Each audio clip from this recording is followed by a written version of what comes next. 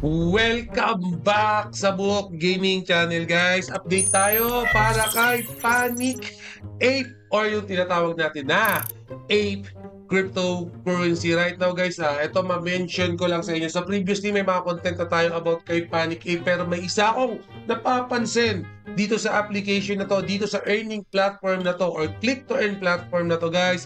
Yung pool balance nila pataas ng pataas. Good sign yan. Ibig sabihin, mas malaki yung pinaghahatian natin dito kay Panic Ape. Again, guys, pansinin nyo yung mga previous video natin. Right now, guys, yung full balance para kay Panic Ape, 163,943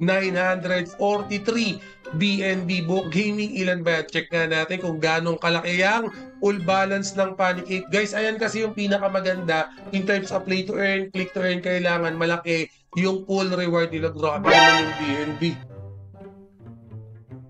34,398 na. I'm sure aabot ba ng 38,000 yan, guys, ng July. Okay? Prediction ka, 38,000 this July. So, kung gusto nyo rin bumili ng BNB, bumili na kayo habang yan pa yung presyo.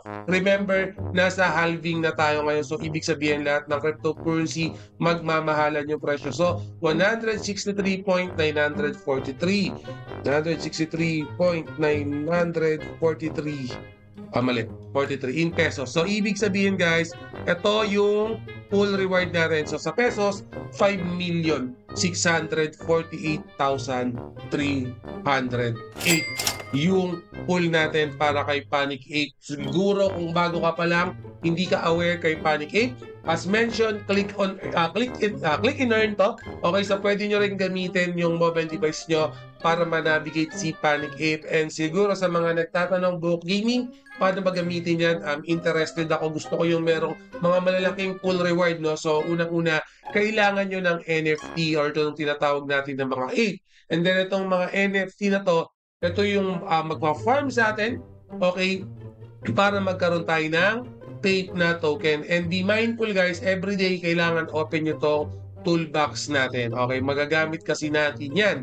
Buhok Gaming sa nakikita yan, dito mo makikita yan sa item nyo. Dito nakalagay yan. Itong mga item na to, magagamit nyo yan para kumita kayo or additional kita yan dito sa mga NFTs nyo or yung mga ape na gagamitin natin dito. So, for example, meron na tayong ape na kapag nakabili na kayo, okay, nakatalpak na kayo, be mindful na magkakaroon na or active tong farm natin. Guys, itong farm natin, panibagong earning ulit to ng Ape cryptocurrency. So, nasa sa inyo kung gusto nyo mag-stake. Pero right now, guys, 100 yung minimum na Ape token. Magkano lang naman yung 100 Ape token? Kayang-kaya nyo, budget meal pa yung price ni Ape right now. And then, for example, okay na, nakapag-farm na kayo, nakapag-stake na kayo, pwede nyo claim yan anytime. Okay, wala kayong problema pagdating sa claim. Anytime, pwede nyo i-claim dito sa farming nila. So, ang mangyayari niyan, para sa akin, ito yung good thing niyan. Siguro kaya tumaas din yung full reward nila. Yung NFT natin, or itong sa factory natin, automatic, guys, nag-earn tayo daily basis, okay, ng Ape token. So, para sa akin, if may Ape token ka na, discard ito, guys, if may Ape token ka na, why not na ilagay natin yan sa farming nila. Okay, so madodoble yung kikitain natin. Kumita na tayo ng Ape token sa NFT natin, then yung Ape token naman, idodoble natin sa farming system ni Panic Ape. Okay, nagigets nyo ba yung concept na gagawin natin dito sa Buhok Gaming Channel? Guys, diskarte ko yun, depende sa inyo. Okay, baka yung iba naman kasi sa inyo, once na nakakuha na ng Ape token, okay na kayo sa Ape cryptocurrency na nakuha nyo, pwede nyo nang withdraw yan anytime. For example, ako gusto kong claim, click ko lang yung claim button na yan, yung Ape token na yan, automatic mapupunta na yan sa MetaMask natin. Okay, so confirm ko lang yan.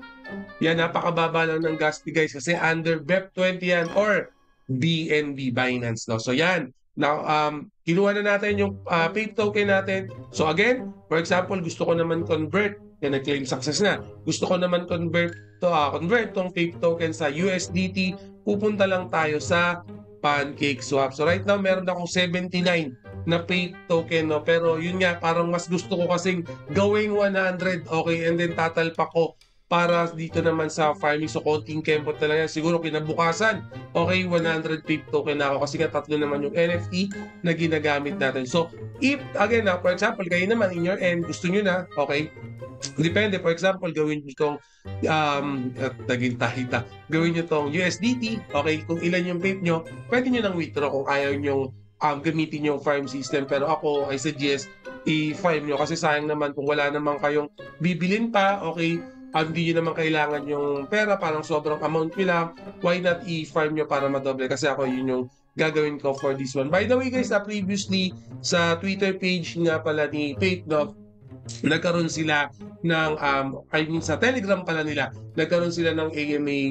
Siguro yung iba naka-join din kayo sa AMA nila. The good thing kasi dun sa AMA nila, sinagot nila yung ibang concern, ibang katanungan, which is para sa akin, importante yan, lalo sa mga ganitong click and earn na project, yung mga AMA, malaking bagay yan. Okay, pwede tayong magtanong, ano ba yung concern natin? So nakita nyo naman, marami akong tinanong doon sa mismong AMA nila. Kasi ako, holder ako ng PAPE token. Ano ba yung future ni PAPE token para sa cryptocurrency? Okay? As an investor na maraming ininvest dito sa PAPE token, ano ba yung pinagkaiba nyo? Okay sa ibang project, ano ba yung mapapala ko? Mas okay ba sa inyo kaysa sa ibang project? Syempre, kailangan tanong nyo yun. Okay, so kayo guys, lalo na siguro pag nasa mid-level na kayo ng investor, investing sa mga cryptocurrency, dapat mag-join din kayo ng mga AMA. Kasi karapatan nyo yun, pera nyo yan, dapat magtanong kayo. Huwag na lang kayo laging aasa sa mga review ni Bok Gaming Channel. Kasi ito, mga nire-research din namin to. Tulad ng AMA, yung mga sagot nila diyan, sinasama namin sa research yan. Okay, at the same time, yung mga research na yan, yung mga ginawa naming research for the particular project, yan din yung ginagamit kong tools naman para mag-invest. Kasi nga, knowledge is power pagdating sa cryptocurrency. So again, kung baka hindi pa kayo nakaka-join dito sa Twitter page nila, please mag-join na rin muna kayo, okay? Kasi meron silang mga airdrops, giveaways, okay? Para hindi nyo ma-miss out yung mga ganun system nila. Kasi malaking bagay guys yung mga airdrop and giveaways na yan, konting sipag na lang. Okay, internet connection lang yung kailangan nyo. Okay, papaldo na kayo. So, Bok Gaming yung PAPE token nga pala. Total na pag-uusapan na natin yung cryptocurrency. Yes guys, kasi bull run na at the same time, nasa halving na tayo. Kung mapapansin nyo, yung Bitcoin natin, okay, naglalaro lang lagi yan sa 36 or 3.6 million to 4.1 million. Ibig sabihin yan yung nagiging floor price niya. Trading limit niya yan. Okay, nandun siya naglalaro. Okay, 3.6 to 4 million. So makikita nyo minsan, pag nag 3.6 yan, hindi na bababa yan. Automatic tataas siya ng 4 million. Kasi meron mga ibang bumibili. For example, meron akong 3.6 million. Okay, bibilin ko yun ng 3.6 million. Minsan oras lang, 2 oras, 3 oras, magiging 4 million na yan. Okay? For example, itong 3.8, kanina 3.6 to guys. Okay? Just imagine yung mga bumili ng 3.6.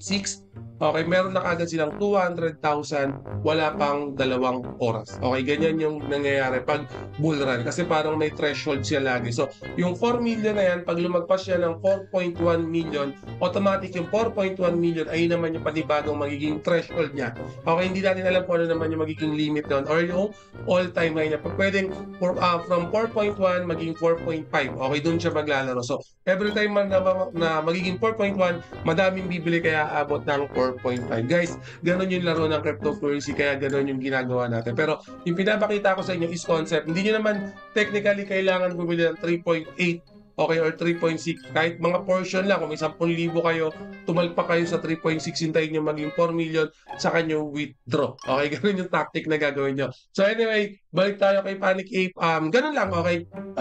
Quick update na tayo. Don't worry guys, yung link ni Panic Ape, ilalagay ko sa description. Napakasarap ng full balance nito. Siguro yung mga nag-early talpak dito kay Panic Ape, no? Congratulations. Pero the good thing naman, hindi naman ganun kamahal pa rin, no? 0.001 BNB pa rin yung presyo ng isang NFT dito. Pero ang problema siguro, hindi ang problema. The good thing maybe is yung BNB nga lang tumataas ko. So kung nabili nyo to ng 31,000 BNB pa lang, definitely ito yung 33 pesos. Pero ngayon, check natin nga kung magkano to. Kasi nakaraan video natin, 33 pesos lang yan, di ba? So ngayon, ilan na ba yan? 0.001. 34 pesos. Okay, medyo tumataas na. Although, fraction pa lang yung pagtaas, pero increase is increased. Okay, tataas at tataas yan guys. Maniwala kayo. Nasa bull run tayo. Nasa great halving tayo. Okay, 2028 ulit yung next na halving natin. Alright, so anyway, always remember, Book Gaming loves you all. Binabalat na ako sa sobrang init. Sinip mo na ako. Again guys, see you again in my next video. Salamat.